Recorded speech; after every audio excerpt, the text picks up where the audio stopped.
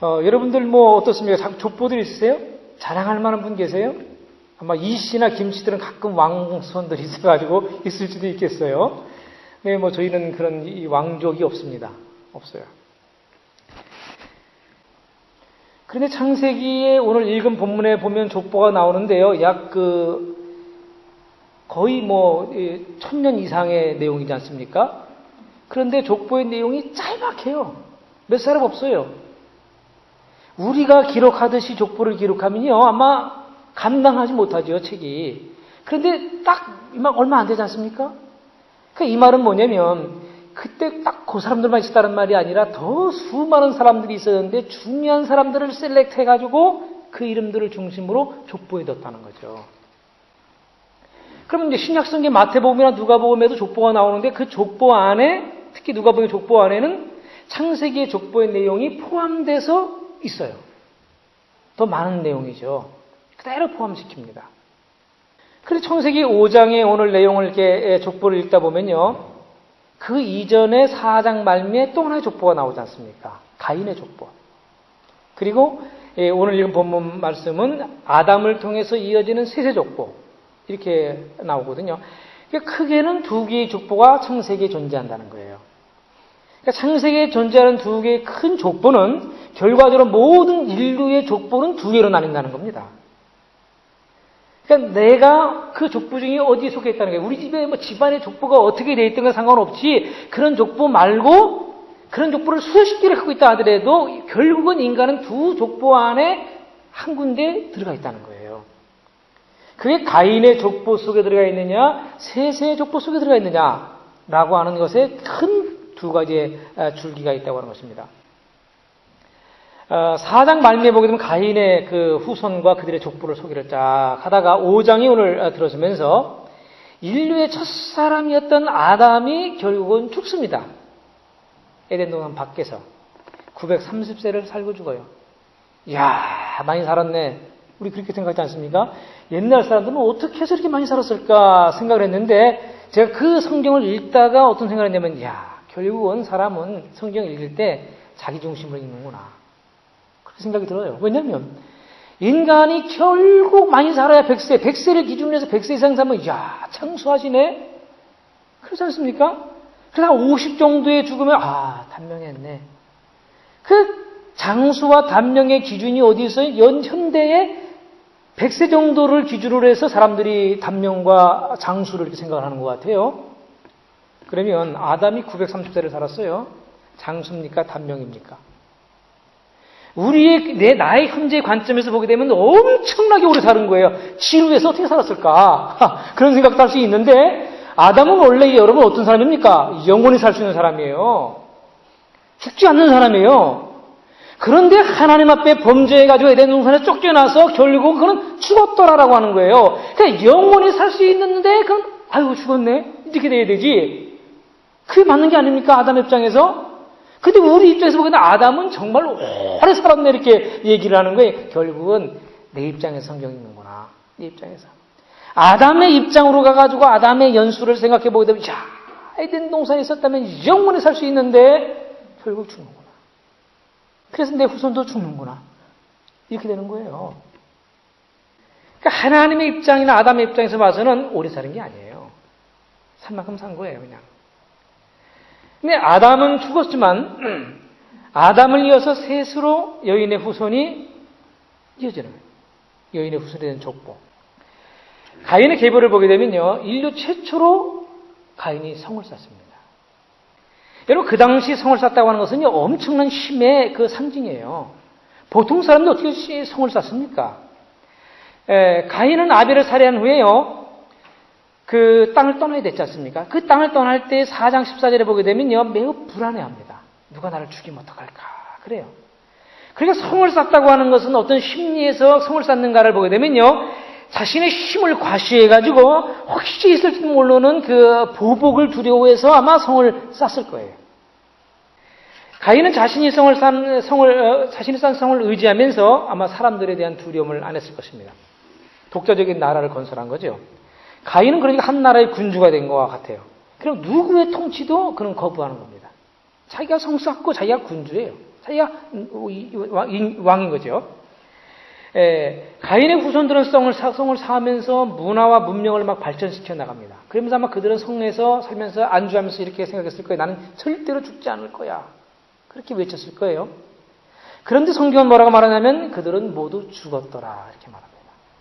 죽지 않을 거라고 생각했는데 죽어요. 그리고 두 개의 사례를 통해서 가인이 만든 나라가 어떤 나라였는가를 우리들에게 암시적으로 보여주는데 두 개의 사례가 뭐냐면 첫째가 4장 16절이죠. 가인이 그 땅을 떠나서 에덴 동편쪽 놋 땅에 거했다 그래요. 동쪽으로 와서 놋 땅에 살았다. 여러분 놋의 땅이라는 게 땅이라는 이름의 뜻이 뭐냐면 방랑이라는 뜻이거든요. 방랑. 놋이 그동안 그 살면서 땅의 이름이 방랑이라고 지어진 거예요. 방랑이라는 말을 여러분 사전을 찾아보세요. 길을 잃었다는 뜻입니다. 헤맨다는 뜻이에요. 근데 길을 잃었고 헤맨다는 뜻이 있지만 그 안에 뭐가 포함되냐면 결핍되다 이런 뜻이 있습니다. 그럼 이상하잖아요. 가인은 놋 땅에 가서 성을 건축하고 살렸는데도 그는 뭐를 했냐? 방랑했다는 거예요. 방황했다는 거예요. 길을 잃었다는 거예요.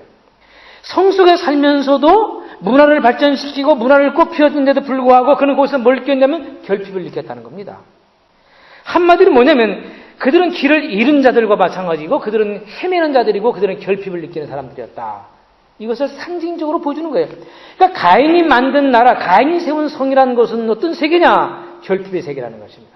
방랑의 세계라는 것입니다. 만족이 없다는 거예요. 안식이 없다는 것입니다. 이것이 우리들에게 주는 그 메시지가 뭐냐면 현대인들이 모두 다 이 땅에 태어나면서부터 성장해 가는 모든 과정이 뭐냐면 성 쌓는 일입니다. 끊임없이 성을 쌓기 위해서 아이들을 채찍질하고 아이들을 훈련시키고 아이들을 공부시키고 부모들도 끊임없이 성을 쌓는 거예요. 어떤 성입니까? 부의 성을 쌓고 싶고 지식의 성을 쌓고 싶고 수많은 문화적인 성을 쌓아 나가지 않습니까? 그런데 그 성을 쌓았다고 하는 나라들, 소위 선진국이라는 나라들을 가보게 되면 그 사람들 속에 더 뭐가 많냐? 공허함이 많은 거예요. 결핍이 많은 거예요. 밖에서 볼 때는 야 저들은 결핍이 없어 보인다라고 하는데 그들 세계 속에 들어가 보게 되면 그들이 더 많이 결핍을 느끼고 있고 그들 속에 더 결핍 속에서 외로워하다가 자살률이 높은 거예요. 이상하지 않습니까? 이게 현대인들에게 주는 메시지라고 하는 것입니다. 현대인들이 모든 문화와 예술을 누리고 있다 할지라도 그 속에는 결핍을 느끼고 있다는 거예요. 채워지지 않는 그 무언가가 있다고 하는 것입니다.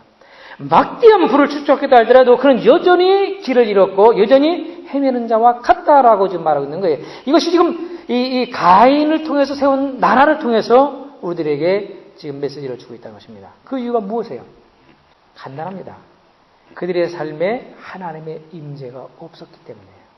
부는 있었는데 하나님의 임재가 없어요. 문화를 꽃피고 문화를 높이 만들었는데 불구하고 그들 속에 하나님이 동행하지 않습니다. 그러니까 그들 세계 속에는 결핍이 있다는 것입니다. 그리고 오늘 가인과 셋의 두 족보를 우리에게 소개해주는 그 이유가 무엇이냐면 무엇으로 보여주려고 하는 것이냐면 누가 더 문화를 누리고 살았느냐 이것을 보여주는 것이 아니라는 거예요. 누가 더 많은 물질을 소유하고 살았느냐를 우리들에게 보여주기 위해서 그것을 기록한 것이 아니라는 것입니다. 누가 하나님과 동행하며 살았느냐 이걸 보여준다는 것이죠. 그래서 진정한 복을 받은 사람이라는 것은 누구냐? 이것을 우리에게 지금 폭로하고 있는 것입니다. 이 가인의 계보의 사람들이 복을 받은 사람이냐 아니면 셋의 계보의 사람들이 복을 받은 사람이냐 이것을 우리들에게 지금 비교하면서 설명해 주고 있는 거예요. 그렇기 때문에 5장 1절에 가면서 이 하나님이 뭐라고 말씀하시냐면 5장 1절을 시작하면서 창세기 1장 28절을 재현합니다. 하나님이 2장에서 이렇게 말하죠. 5장 2절에서 하나님이 아담과 하와를 만들었는데 하나님의 형상대로 만들었다. 이렇게 말하면서 그들에게 복을 주셨다. 이렇게 말합니다. 창세기 1장 28절에도 하나님이 아담과 하와를 인간을 만드시고 그들에게 복을 주셨다라고 했잖아요. 그런데 그것을 다시 5장에 가서 재현하면서 그들을 하나님의 형상대로 만들었고 그들에게 복을 주었다. 이렇게 말합니다. 그러니까 하나님의 형상을 닮은 아담이 이제 또다시 자기의 형상을 닮은 아들을 낳았다는 거예요. 그러니까 아담이 받은 복이 그 자녀에게 이어지고 있다라고 하는 거예요. 아담이 받은 복을 한마디로 말하면 뭐냐? 저는 영생이라고 치다고 봅니다. 영생이죠. 영원히 사는 존재로 하나님이 만드셨어요. 근데 영원히 사는 게 어떻게 영원히 사요? 하나님과 함께 영원히 사는 거죠. 하나님과 동행하며 영원히 사는 거죠. 그게 아담이 받은 복이라는 것이죠. 그런데 아담이 범죄했어요. 아담이 범죄하자마자 이 하나님은 그대로 하여금 영생을 거두어 가서 버립니다. 상실해버린 거예요. 잃어버린 거예요. 그래서 성경은 끊임없이 아담의 잃어버린 영생을 회복하는 일이 성경의 역사인 거예요. 그 아담의 잃어버린 영생을 회복하고 다시 영생을 갖게 하고 그다음에 영생을 가진 사람이 누구와 같이 사느냐? 하나님과 함께 사는 사람으로 만드는 것이 바로 성경이 회복과 동행의 역사라고 하는 거예요. 그래서 그 복을 여인의 후손을 통해서 그 복을 회복시켜 주겠다라고 하는 약속을 창세기 3장 15절에 하잖아요. 그리고 난 다음에 그 복이 어떻게 이어지고 있는가? 그들의 영생의 복을 회복시키는 존재인 여인의 후손이 어떻게 찾아오고 있는가를 우리에게 보여주는 것이 뭐냐면 바로 셋의 계보를 통해서 오신다는 거예요. 결국 그 후손을 계속 따라가다 보니까 신약 성경까지 넘어오는데 넘어와서 보니까 그분이 누구냐? 예수님에 가서 딱 맞는 거예요. 예수님에 가서. 아, 예수 그리스도가 바로 그 약속한 여인의 후손이었구나. 그 여인의 후손이라고 하는 것은 뭐냐면 우리로 하여금 그 잃어버린 영생을 회복시켜주는 분이구나. 이겁니다. 예수 그리스도를 통해서 영생의 복을 회복하게 하신다는 것이죠.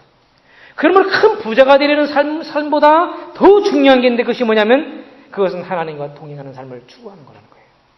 이것이 진정한 복이라는 것이죠.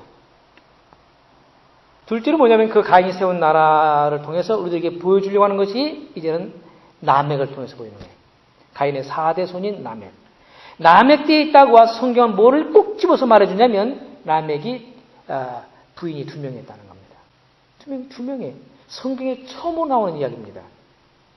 근데 여인 두 아내를 취하였다라고 말하는데 이 취하였다고 하는 말은 뭐냐면 자신이 의지적으로 2명의 아내를 두었다라고 하는 거예요. 이것은 하나님이 세우신 일부 일체의 결혼 질서를 파괴하는 거지요. 이것은 또한 적극적으로 본다면 인간이 얼마나 타락했는가를 보여주는 거예요. 이것은 또한 가정을 파괴함으로 하나님이 세우신 창조의 질서를 파괴하는 것이라는 것이죠. 그러니까 이것은 물론한 성도덕의 타락으로 이어지는데 급기야는 노아의 시대에 가서는 어떻게 되냐면 자기가 좋아하는 모든 자로 아내를 삼았더라 이렇게 말합니다. 자기가 좋아하는 모든 자로 아내를 삼았답니다. 일부 다처를 말하는 게 성문란을 얘기하는 것입니다. 그러니까 그렇게 문란해진 모든 하나님의 질서를 파괴된 그 결과가 어떻게 되느냐? 노아의 홍수로 이어지는 것입니다. 노아의 홍수로 그들을 멸망시켜버리는 거예요. 그러니까 이것은 단순히 또한 중요한 것이 하나 우리가 놓쳐서는 안 되는데 결혼 질서를 파괴했기 때문에 성도덕이 문란해지고 결혼 질서가 파괴됐기 때문에 하나님이 심판하셨다라고만 보아서는 안 된다는 것입니다. 이것은 창세기 아담과 하와의 과로 올라가야 돼요. 첫 번째 결혼이 누구예요? 아담과 하와지 않습니까? 아담에게 하와를 만들어주시면서 데리고 와서 하는 말이 어떻겠습니까? 너희 둘이 하나가 되라. 한 몸이 되라. 이렇게 말했잖아요. 그런데 사도 바울은 에베소에 가서 그 말씀을 그대로 받아다가 뭐라고 말하냐면 이것은 신비다 하면서 신비를 풀어서 말하기를 이것은 그리스도와 교회의 관계다라고 말했어요.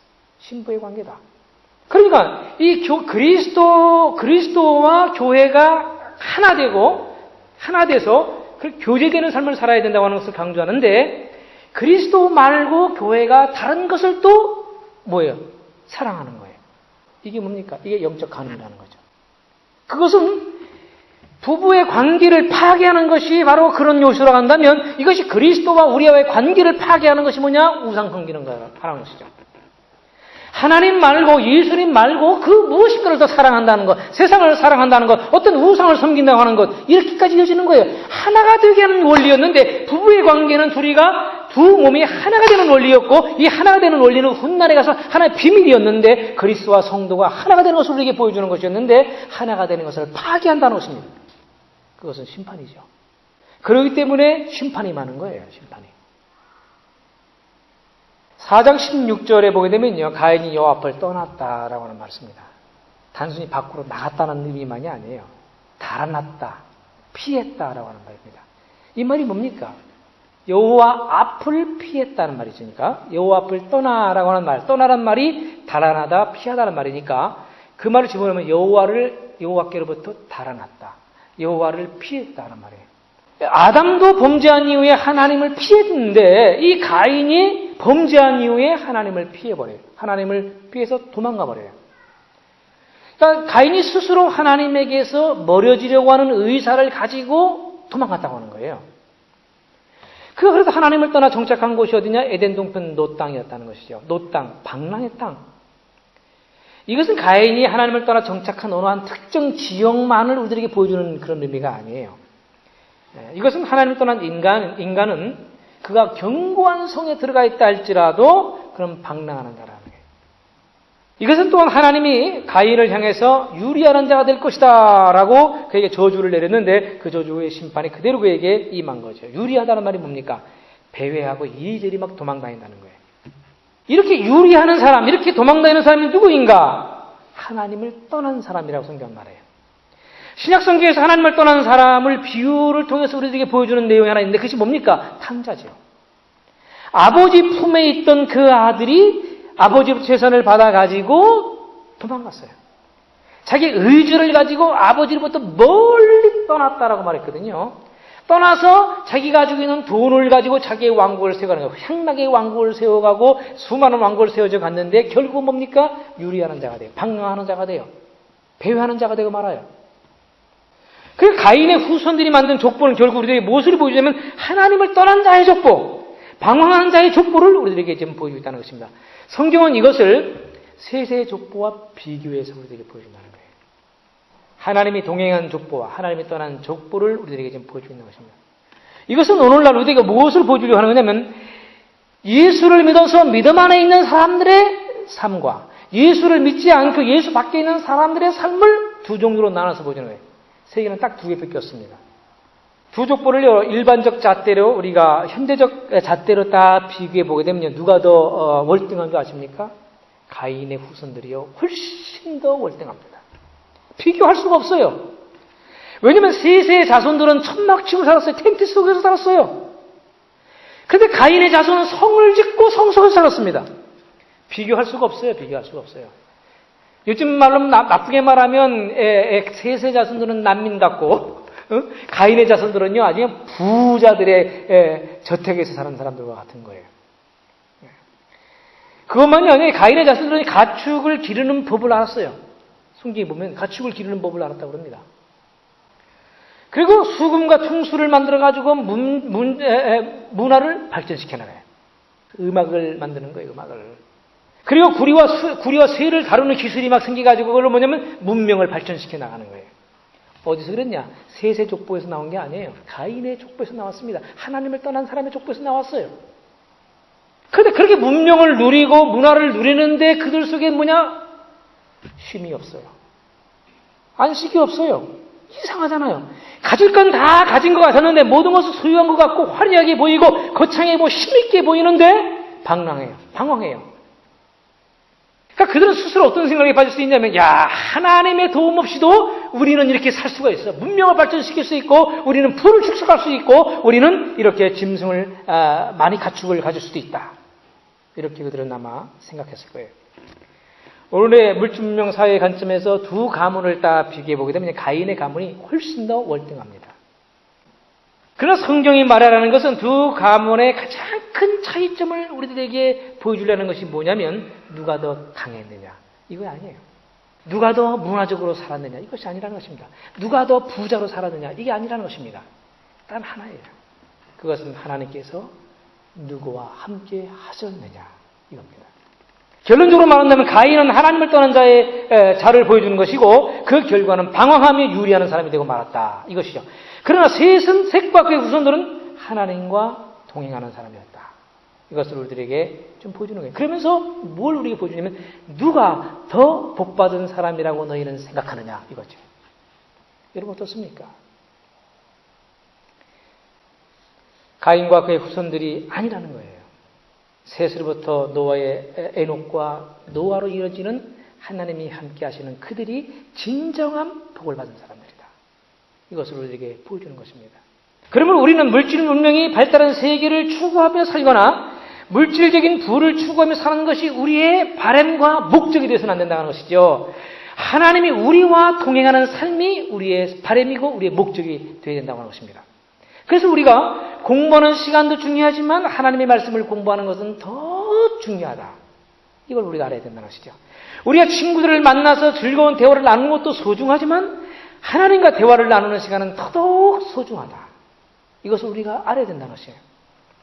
그래서 하나님이 기뻐하시는 일을 하고 싶어하는 마음이 우리들에게 막 생기고 하나님의 뜻을 따라서 살고 싶은 막 열망이 우리 가운데 생겨야 된다는 것입니다. 그래서 셋의 계보가 세운 나라는 가인의 후손의 나라와는 완전히 달랐습니다. 가인의 계보를 소개하면서요, 특이한 게 있습니다. 가인은 자기 계보를 소개했는데 아버지 아담이 없어요. 아담이 없어요. 가인이 쓴 게 아니죠. 이 족보를. 그렇잖아요. 훗날에 누가 씁니까? 모세가 하나님 앞에 계시를 받아 쓰는 거 아니겠습니까? 모세가 없던 시대 사람들이에요. 근데 모세가 하나님 앞에 출애굽 이후에 계시를 받았었는 거예요. 쓸 때 의도적으로 하나님 뭘 껴넣느냐면 가인의 계보에 아버지가 없어요. 의도성이 있는 거죠.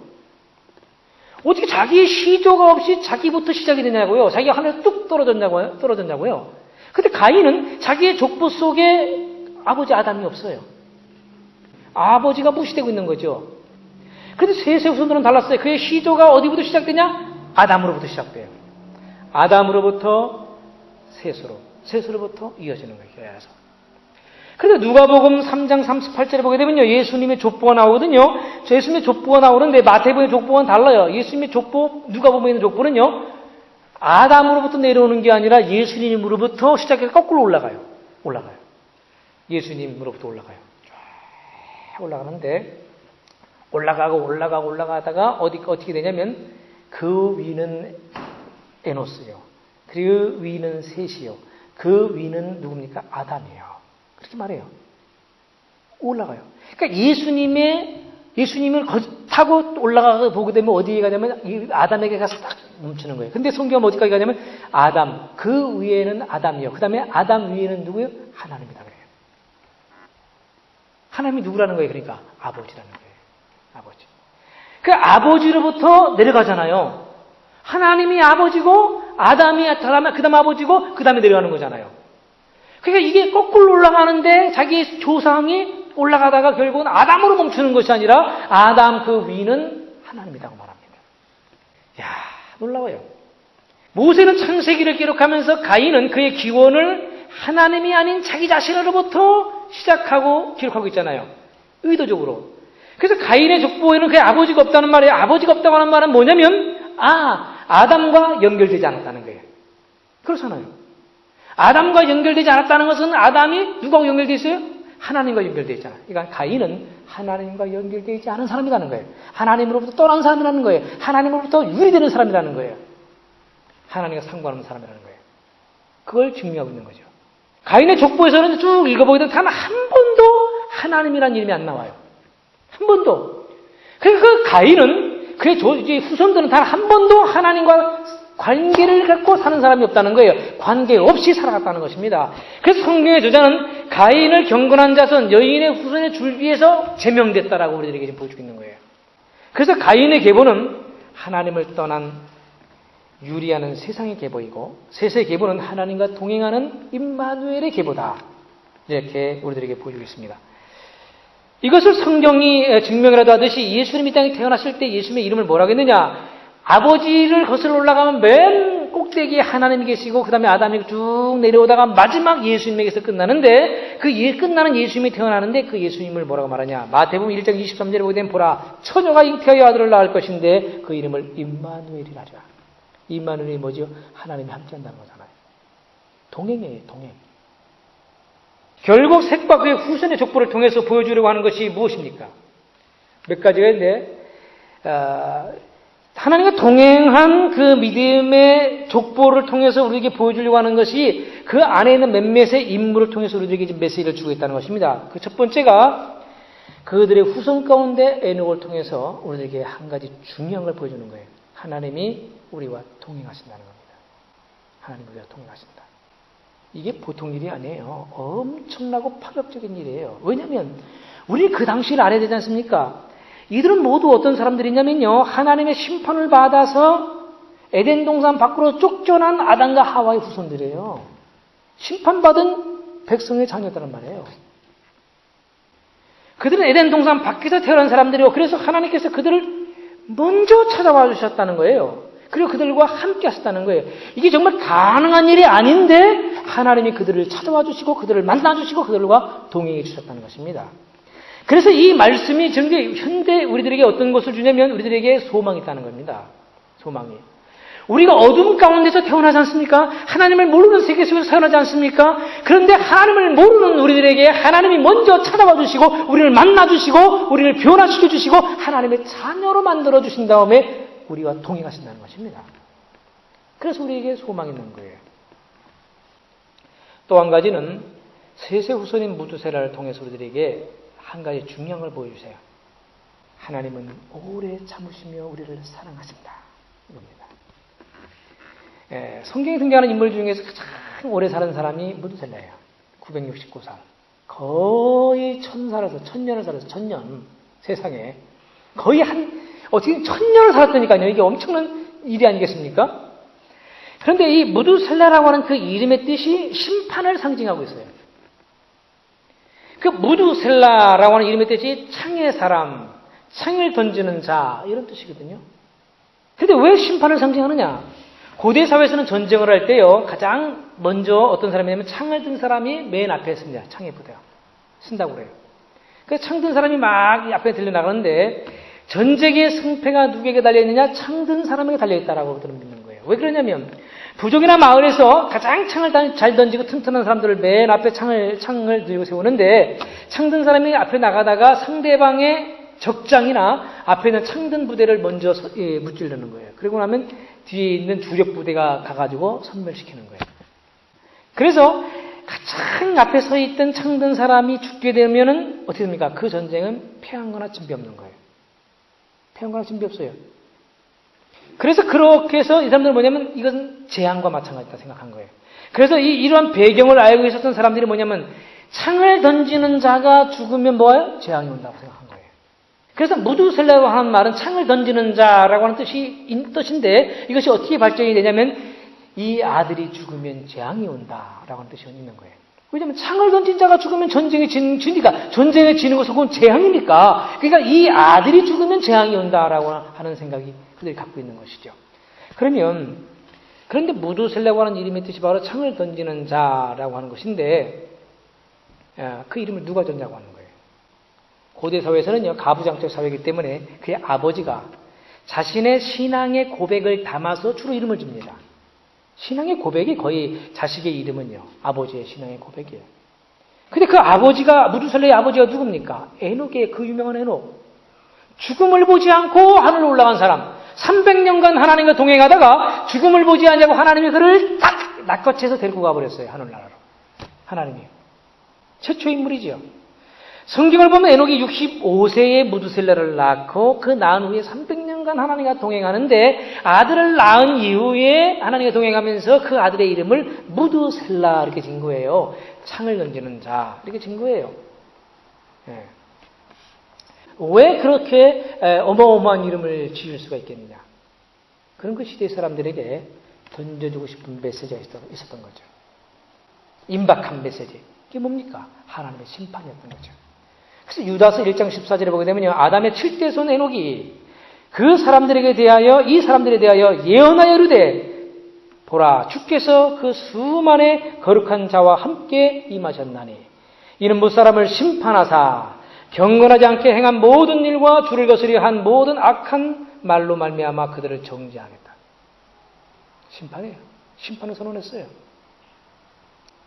그 신앙의 고백을 자기 아들을 낳고 아들에게 이름을 지어줬는데 그 심판이라는 의미의 이름을 지어준 거죠.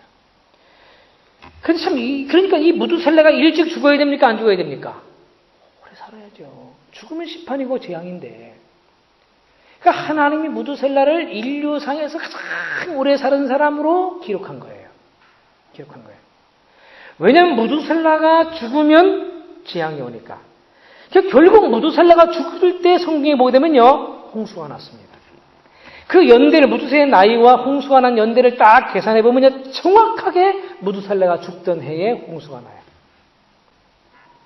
그럼 오늘날 사람들이 간혹 이렇게 말하는 사람이 있어요. 야, 뭐 족발이 온다고 그러고 예수님이 재림한다고 그러고 말세가 됐다고 그러고 떠들어대는데 언제 오는 거야 언제? 지난해도 그랬고 작년에도 그랬고 그러게 옛날에도 그랬는데 언제 오는 거야 도대체?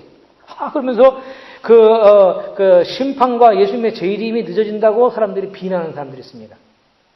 여러분 오늘날 사람들이 의롭고 선해서 하나님의 심판을 늦추는 줄 아십니까? 아닙니다. 아니에요. 현대의 사람들은요, 악할 대로 악해졌어요. 공개적으로 하나님을 지금 모독하고 있죠. 그리고 나라들이 나서가지고 성경에 위배되는 법들을 막 제정해 가면서 하나님을 향해 도전하고 있습니다. 도전하고 있어요.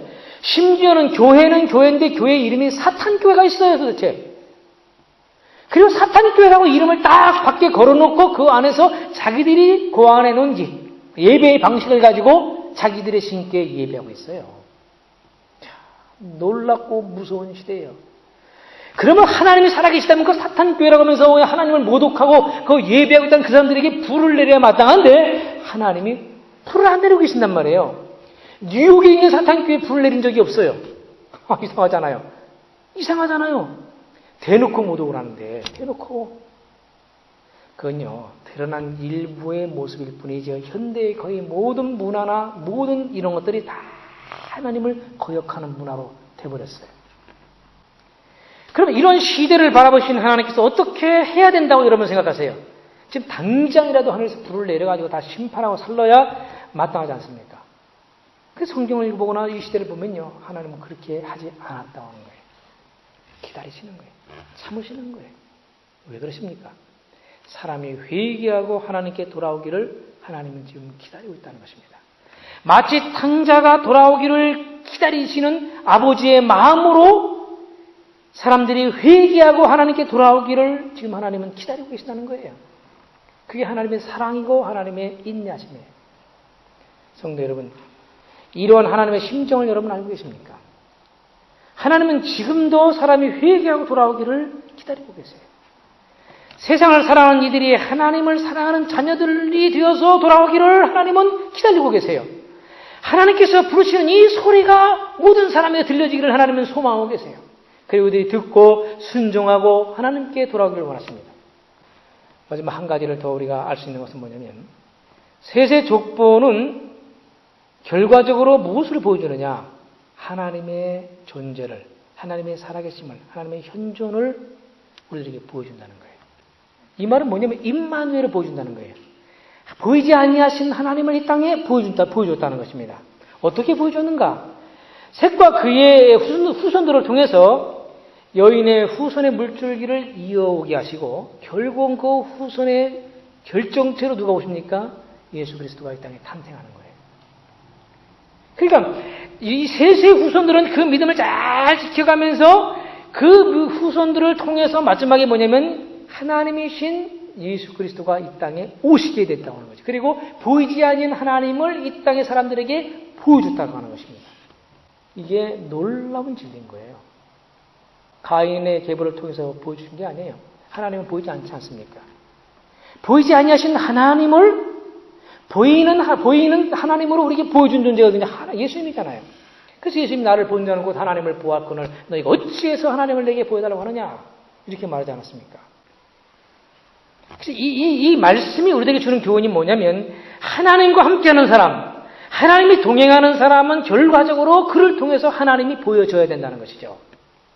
하나님이 함께하던 셋의 계보, 하나님이 동행하던 셋의 계보는 결과적으로 하나님을 이 땅에 보여줬다고 하는 것입니다. 예수 그리스도로 보여줬지 않습니까? 그러니까 하나님이 함께하는 사람, 하나님이 동행하는 사람, 하나님이 은혜를 받은 사람들은 결과적으로 뭐냐면 나의 삶을 통해서 하나님을 이 땅에 보여줘야 된다는 것이죠. 어떻게 보여주냐? 내 권리를 포기하고 내가 낮아짐으로써 내가 철저하게 섬김으로써 예수님의 마음으로 다른 사람을 섬김으로써 하나님을 보여줘야 된다. 이것이죠. 가인과 셋의 두 길로 갈라지게 된 이유가 뭡니까? 딱 하나입니다. 제사입니다. 제사. 그들이 제사를 어떻게 드렸느냐를 통해서 가인의 길로 갔고 셋의 길로 간 거예요. 이 그들에게 제사는 어떤 것이었냐면 곧 하나님을 경험하는 것이고 그분을 만나는 유일한 길이 곧 제사였었거든요. 그 제사에 실패했다고 하는 것은 뭐냐면 하나님을 만나는 길이 실패됐다. 하나님을 보는 길이 실패됐다. 하나님을 경험하는 것이 실패했다고 하는 거예요. 그러니까 하나님을 만나는 것이 실패한 사람, 하나님을 만나지 못한 사람, 하나님을 경험하는 것이 실패하는 사람들은 뭐냐면 곧 가인의 길로 가게 된다는 것입니다. 그래서 예배가 중요하다는 거예요. 이 자리에 임재하신 그 하나님, 이 자리에 우리와 함께하신 그 하나님을 경험하고 그분을 만나고 그분과 동행하는 그것을 회복하는 이러한 시간이 예배가 되지 않느냐. 그래서 예배가 중요하다는 것이에요. 예배에 성공하는 성도들이 되기를 주의 이름으로 축원합니다. 하나님을 느끼고 그분을 만나는 예배가 되기를 원해요. 그리고 하나님을 만나고 하나님과 동행하게 되면 결과적으로 뭡니까? 셋이 만들어낸 것처럼 하나님을 보여준다는 거예요. 우리의 삶의 현장 속에서 예수님을 느끼게 하고 하나님의 사랑을 느끼게 하고 하나님의 긍휼을 느끼게 하고 그분의 사랑을 보여주게 되는 것이죠. 그렇게 되는 것입니다. 그게 곧 하나님과 동행하는 사람이라는 거예요. 하나님을 회복하고 생명을 회복하고 하나님과 동행하는 그 셋의 계보를 이어가는 이러한 복된 성도들이 되기를 주의 이름으로 축원합니다.